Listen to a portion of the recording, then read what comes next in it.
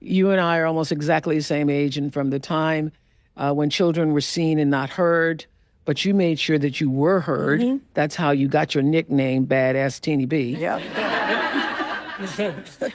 And you write that God had given my mother the most cautious, you said, most cautious woman I would ever know, a girl without fear. So where's Tiffany? Yeah. Yeah, and that's what resonated with me as well. My parents, my mom specifically, taught me how to respect my elders and everything, but she also gave me a voice. It's okay to question. It's okay to speak out if something wasn't right. My question to you, Miss Tina, was what gave you that fearlessness? What inspired you to want to speak out when things weren't right? Not just with yourself, but with people that you love as well. Well, I think my fearlessness came from survival. You know, for someone to tell you, I'm going to break the evil spirit in you, and you just 5, like, I knew that if I didn't stand up to them, that they would just really abuse me. Imagine you were 5 and a nun, all nun-like, says to you, I'm going to break the evil spirit in you, and you're 5. I mean, vain. They used to always say, and I went home and asked my mom, I was like, what is vain? And she said, it's when you think you're cute. And I was like, oh, I'm never going to have anybody think that I think I'm cute. But I would say in my head, I would call them the B word in my head because I was a little cusser. And I would just think to myself, no, you're not, and stand up to them. I was just so stubborn. If you talk to anyone in my family, they will tell you how stubborn I was. So your mother would tell you family stories under a pecan tree, which you say nourished your soul.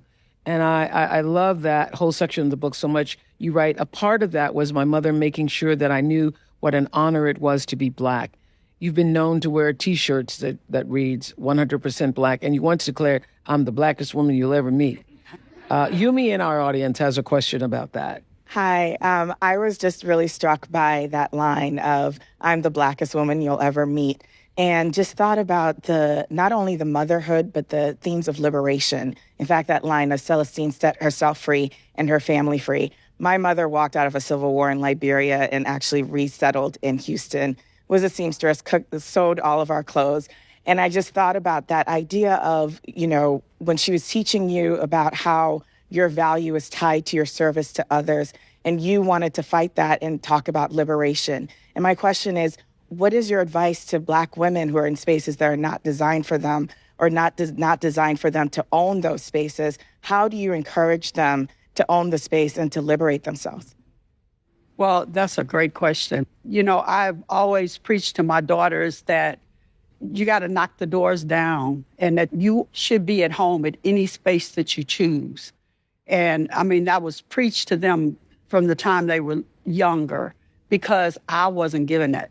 I wasn't given that message all the time from my mother, but what I did get from her is that it was an honor to be Black, that it was spicier, that it was, you know, it was strong, it was the best, that our music was the best, and our cooking was the best, the way we walked, the way we dressed. I mean, my mom loved dressing, and I mean, that's such a great thing. My daddy and my mama were sharp. They didn't have any money, but they made sure they're sharp. Even if they had to get, you know, Goodwills.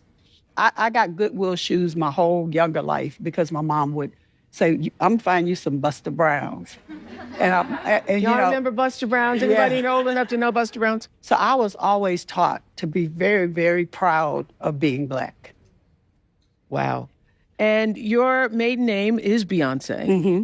And so when your daughter was born, you decided that you would call her Beyonce because it was a way of passing it on. Yes. Yeah. Yes. Because, we didn't have a lot of boys.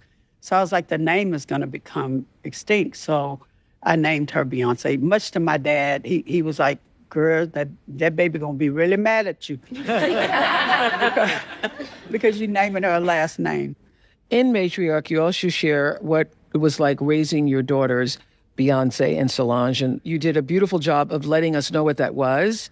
And I think that what you did so beautifully also was you gave equal billing to both of them, right? And I know that was important to you, right? Yes, it was very important to me to just highlight both of them because obviously, when I go on shows or I do anything, people, they like to talk about one of my children. And so I have to include all of them. Yeah, that was really, really important. It's a constant thing for me to have to fight for. What's interesting is, though, that you could see from the very beginning, and all of those of you who are mothers know this is true, that none of the children are alike. They come into the world with their own thing, their own nature, and then there's the nurturing that you all give to them.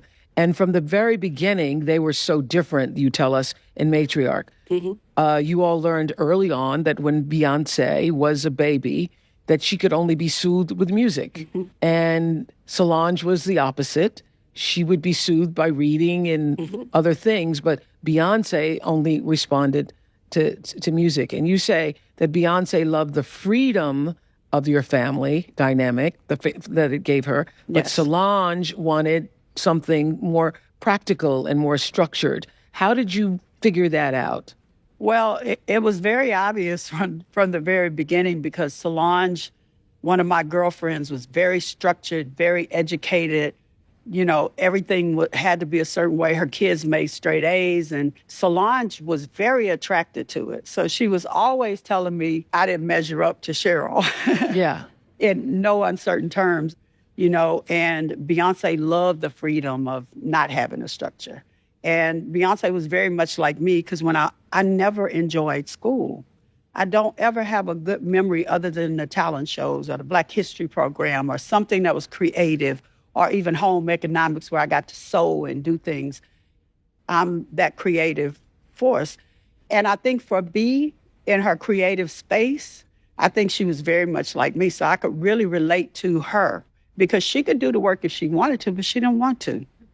If she could have skipped school, she would have skipped school and just had her music career. Oh, and yeah, there was that one time you skipped school, and Solange was very upset. You took the girls to the beach, and Solange was very upset because what kind of mother would let us skip school? Right. She would say it all the time. She would say it to my friend Cheryl, and she would say it to the therapist, and the therapist is like, Solange needs structure. And I'm like, God, it's like I wasn't a good mom because I love for them to miss school and hang out with me. And my mama loved for me to miss school. She would say, your stomach hurt? Okay, you don't have to go. And so I know that wasn't the responsible thing. And she reminds me to this day of, she accepts it now, Solange does. But when she went to see the therapist, she was like, my mama is so irresponsible.